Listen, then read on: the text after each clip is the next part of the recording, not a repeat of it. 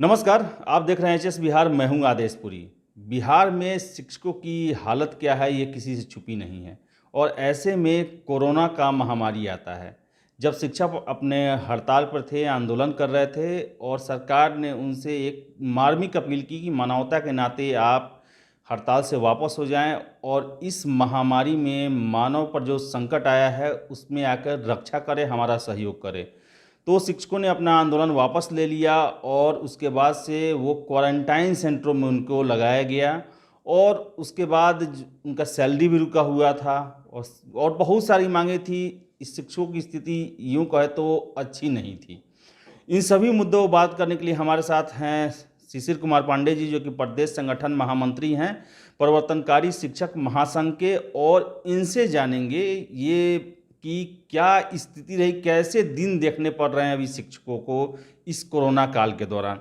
तो सर ये बताते कि आखिर कोरोना का जो इफ़ेक्ट है वो शिक्षकों पर कैसे पड़ा, उनके जीवन पर कैसे पड़ा, उनके जो काम है उन पर कैसे पड़ा। वैश्विक महामारी कोरोना ने विश्व समेत पूरे देश को झकझोर कर रख दिया है। बिहार भी इससे अछूता नहीं है और न ही बिहार के नियोजित शिक्षक।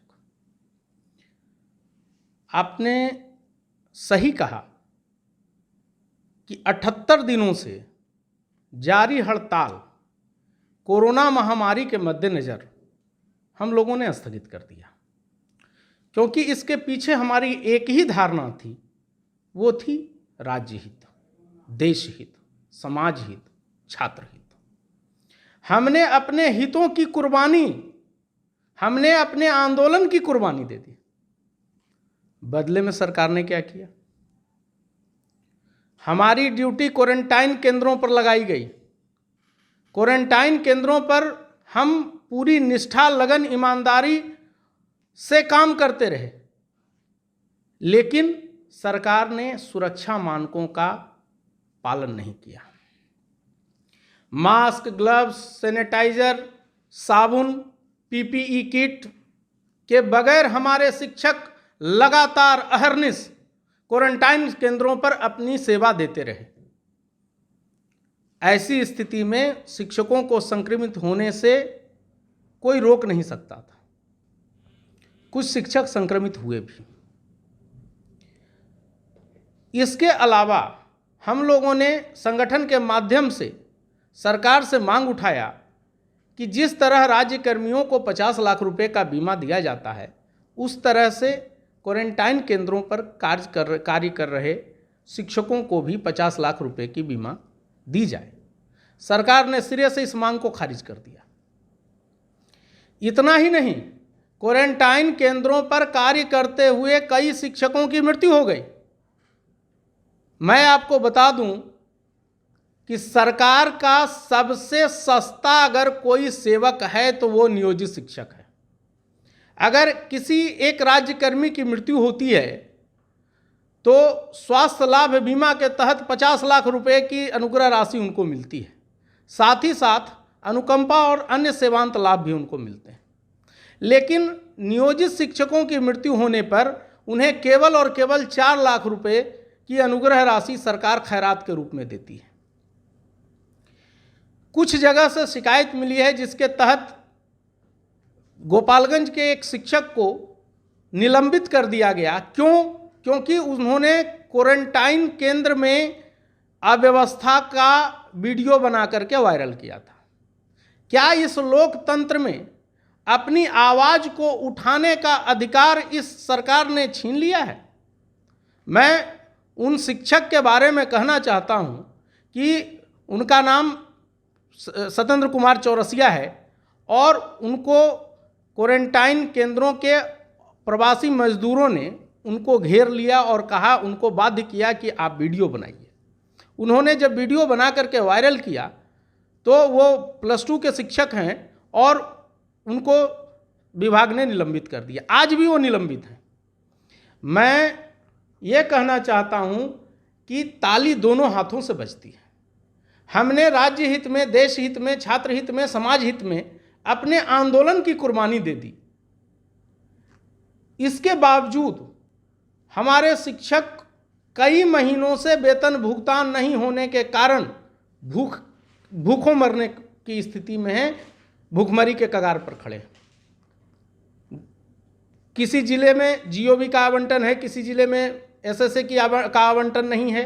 ऐसी स्थिति में शिक्षकों का अद्यतन वेतन भुगतान तक नहीं सरकार कर पा रही है। क्वारंटाइन केंद्रों पर जब क्वारंटाइन केंद्र समाप्त हो गए तब शिक्षकों की ड्यूटी प्रवासी मजदूरों के बच्चों को विद्यालय तक लाने हेतु नामांकन पखवाड़ा के रूप में दी गई।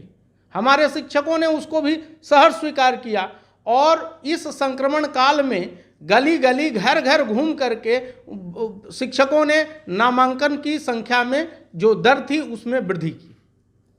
अभी शिक्षकों को की ड्यूटी एक बाध्यकारी और तुगलकी फरमान के द्वारा मध्याह्न भोजन के चावल बांटने में लगा दी गई है। मैं आप ही से पूछना चाहता हूँ, एक तरफ जहाँ पूरा समाज संक्रमण से जूझ रहा है, पीड़ित है, ऐसी स्थिति में विद्यालय में चावल जो शिक्षकों के द्वारा बांटा जाना है, क्या इसमें अगर शिक्षक संक्रमित होंगे तो इसकी जिम्मेदारी कौन लेगा?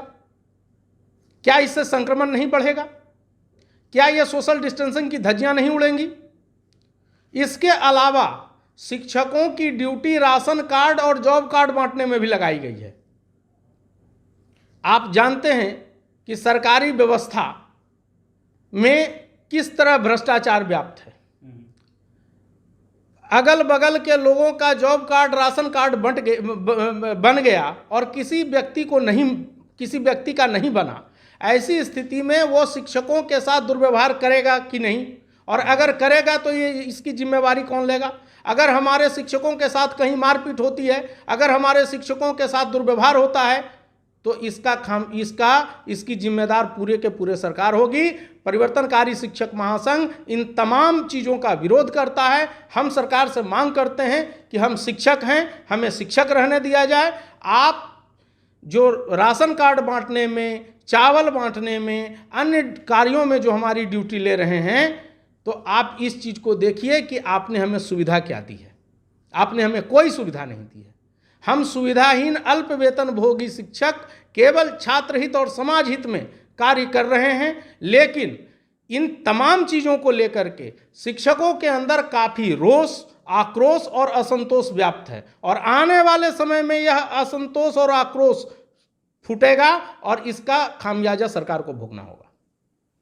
तो ये थे हमारे साथ शिशिर पांडे जी, जो कि बता रहे थे कि शिक्षकों की क्या स्थिति रही है कोरोना काल में, कितने उन्होंने जोखिम के साथ अपना काम किया है, और इसके साथ ही साथ ये अपील करते हैं कि शिक्षक को शिक्षक ही रहने दें, उसे अन्य कुछ न बनाएं। इसके अलावा इन्होंने बहुत सारे ऐसी बातें बताई जिसे सुनकर काफ़ी आश्चर्य हो रहा है कि शिक्षक जिनसे इतने सारे काम लिए जाते हैं और बदले में इनके सुरक्षा और भविष्य को देखते हुए कोई कदम सरकार नहीं उठाती है, और इसके लिए ये आंदोलनरत भी हैं और आगे भी सरकार से वार्ता करते रहते हैं।